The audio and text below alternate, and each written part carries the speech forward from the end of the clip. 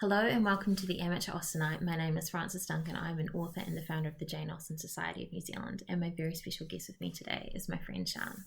Hello everyone. And we're very excited because today we're starting talking about Persuasion. So chapter 1 of Persuasion. It's a real introduction, isn't it? This is very much an introduction to the main characters and their circumstances. And it's set specifically in time. It's her last published book, and it was published posthumously. So this came out in 1817. Even though you've got bits of the Sanditon's and everything like this could be the last completed edition. There's not so much levity in this.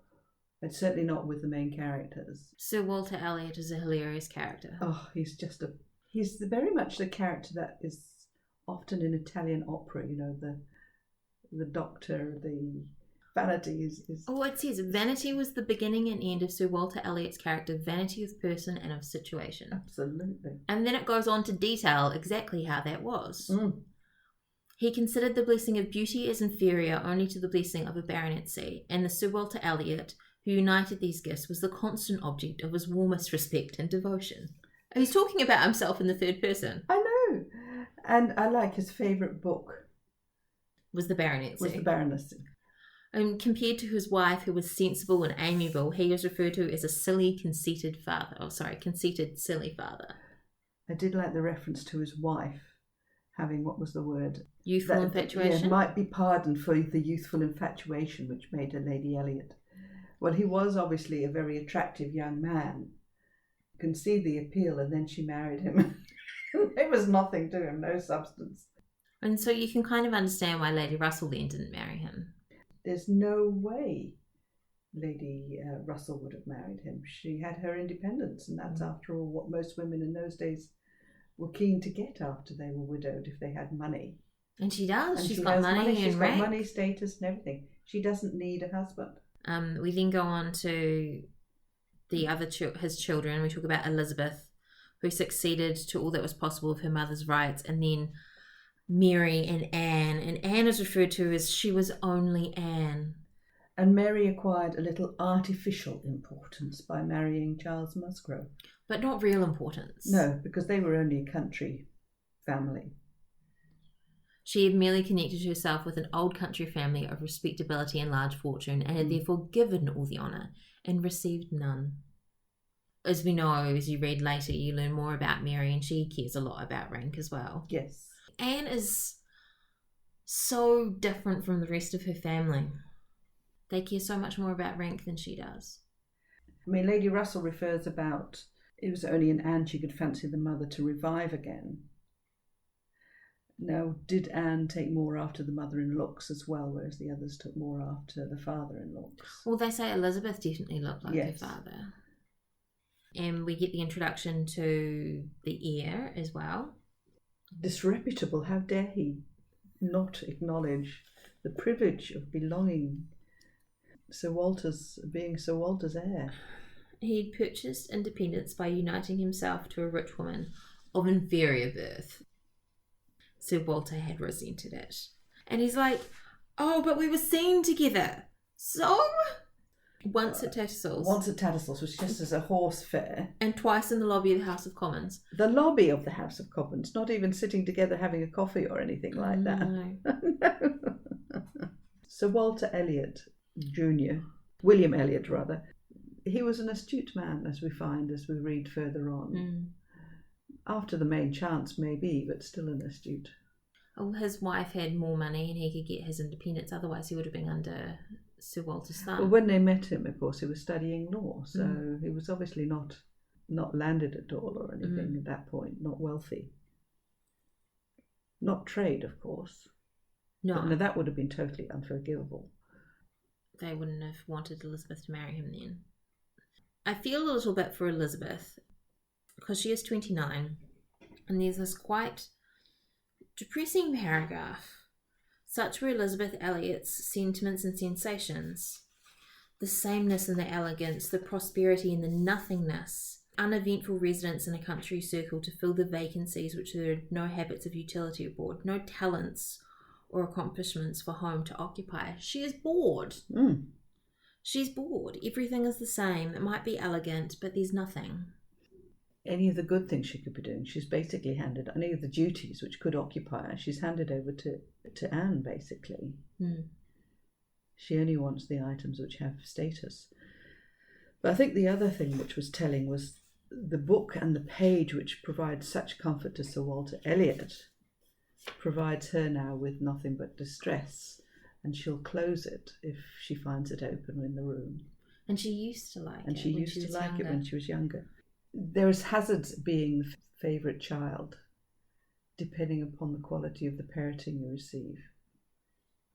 You know, one can be very envious of a favourite child, but sometimes that's a disadvantage. And I think that in Elizabeth's case, that has proven to be her a disadvantage, because they also talks about she had a couple of.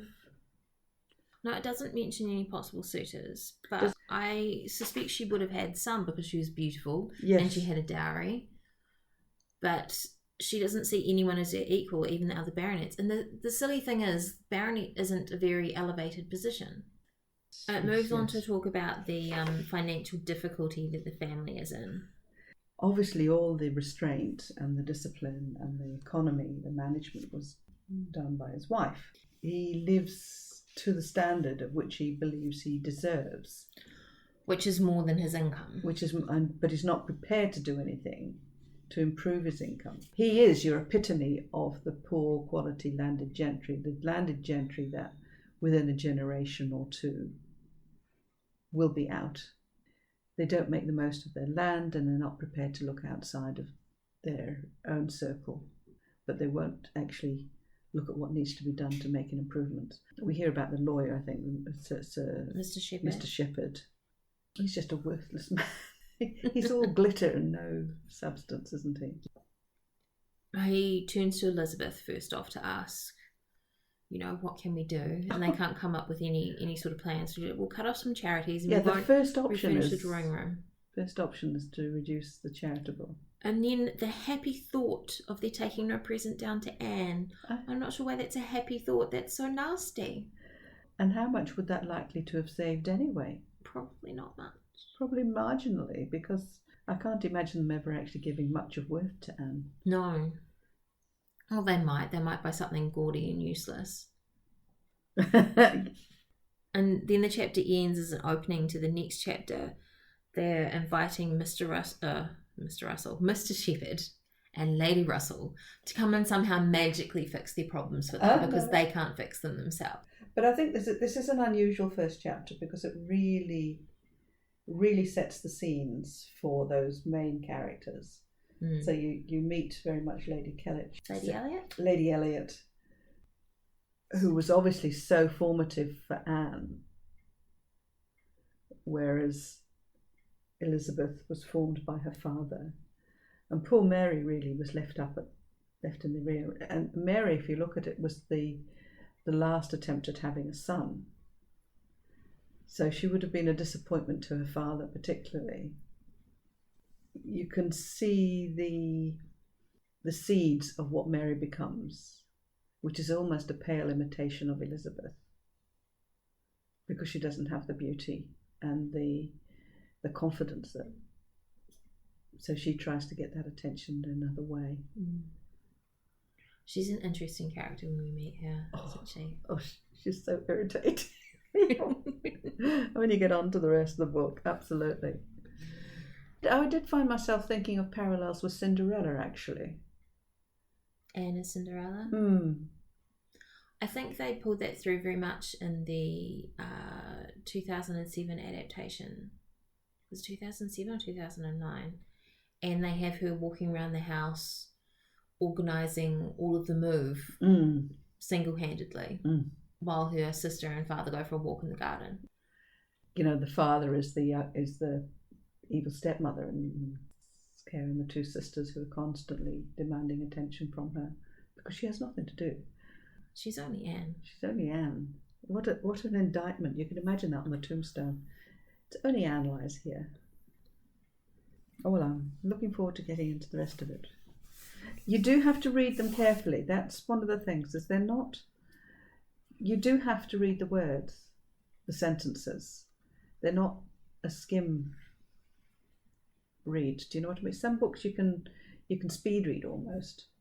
I think there's a danger in trying to speed read Austen, because you missed so many of the jokes, the innuendos, the use of words, which are very important within the sentences. You know, that they are perfectly manicured to the text, to the story. And that is our summary of Chapter 1 of Persuasion by Jane Austen. I actually remembered to say Persuasion. I thought I was going to say Pride and Prejudice again. Yes, this will take some time. We will. My name is Frances Duncan. You can find me at francesduncanwrites.com and on Twitter at Frances_Duncan. Thank you for listening, and we wish you happy reading.